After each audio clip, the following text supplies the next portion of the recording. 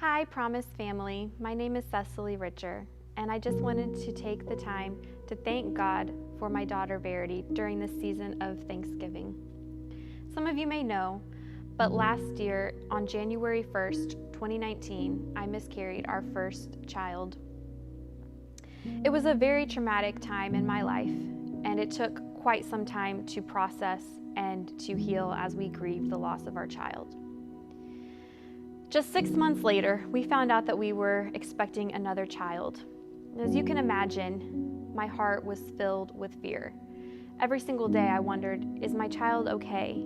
Is my child still even alive? And a week and a half after I found out that I was expecting, it seemed like my worst fears were happening.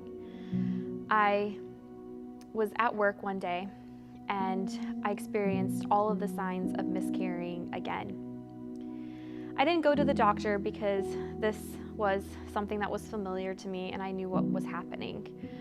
But the next day, my doctor told me that he wanted me to go to the hospital and get checked out just in case there were any complications. So my husband took me to the emergency room, and as we sat in the waiting room, my mind just went back to the first time that we had been in that place.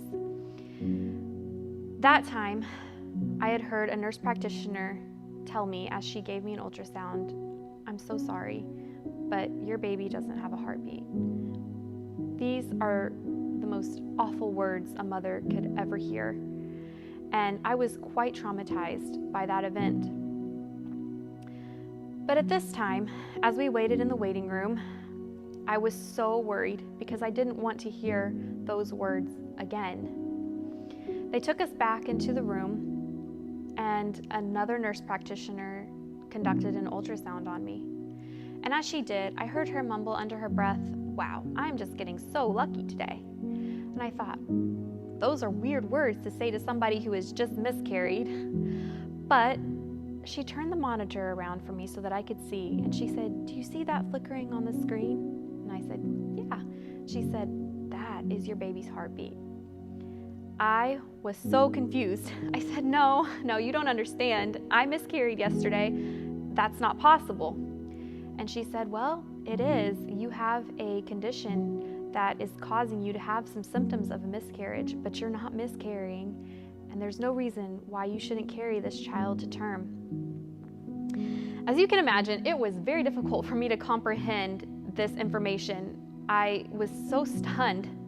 And as soon as that nurse practitioner left the room, Nate and I held hands and we just prayed and we thanked God because we knew we were experiencing a miracle.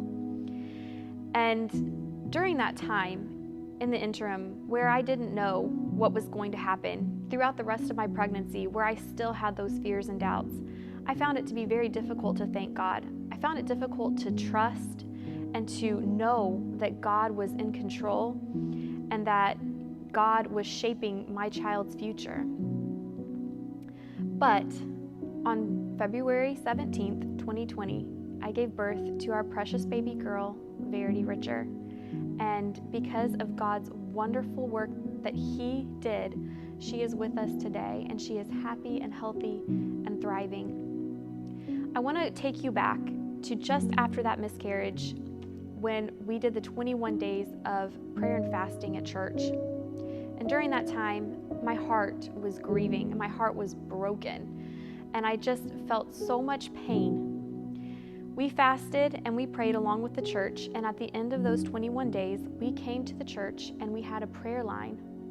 A woman from the church prayed over me, and she said, "God wants me to tell you, you are not barren."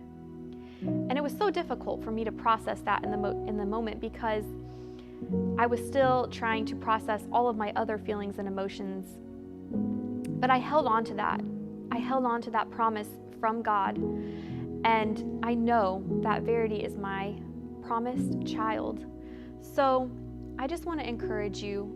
You may be going through something really difficult. 2020 has been a very difficult and challenging year. But I want to encourage you to thank God in the midst of your trial, in the midst of your struggle. There's something so beautiful and precious to God when we praise and worship Him in spite of the difficulties that we are facing. And while I myself struggled to thank God, I did find that each time that I thanked God, I could feel my spirits were being lifted a little bit higher. So I want to thank Promise Church for giving me a chance to share my testimony, and I never want to stop thanking God for His blessings and for His provisions.